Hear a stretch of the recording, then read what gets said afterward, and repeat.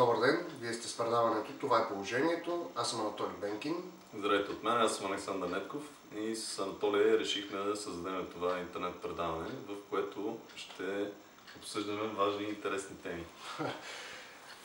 Актуални също така, като в момента най-актуалната са протестите. Кажи какво е твоето мнение за протестите? Аз съм изцяло за протестите. Това беше така въпрос на време да се случат тези протести, особено след назначаването на новото правителство. Назначаването на новия шеф на ДАНС просто беше така искрата, която вече преля чашата на търпението на хората и те излезаха да протестират. Това, че постепенно така разни политически сили се опитват да яхват вълната на протестите и да изкарват, че са техни и така нататък, те много добре осъзнават, че...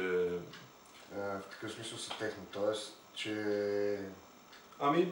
Когато, примерно в официалната страница на някаква политическа партия излезе статус, че излизат и те да протестират, хората си помислят... Тоест, искаш да кажеш да се възползват? Да, те се възползват, опитват се да се възползват, но това ми харесва на протестите, че са така доста, първо, че са мирни, което е много важно.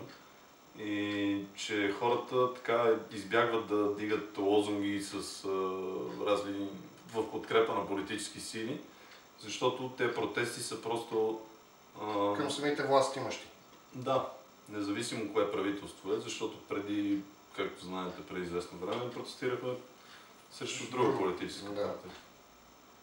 Мислиш ли, че това би помогнало да се разрешат проблемите и дали с тези протести ще се постигне това, което искат хората? Това, което искат хората, винаги се постига само с протести. Защото политиците така в един момент не се вслушват или въобще избягват да изпълняват исканията на хората. И в един момент просто хората вече им идва много и се вдигат и решават да изкажат своето мнение по въпроса. То е ясно, че хората не са съгласни с това, което се случва в България. И това не е само от това правителство, не е от предишното правителство, това е от 23 години. Да не говорим преди това, какво се е случвало. Да.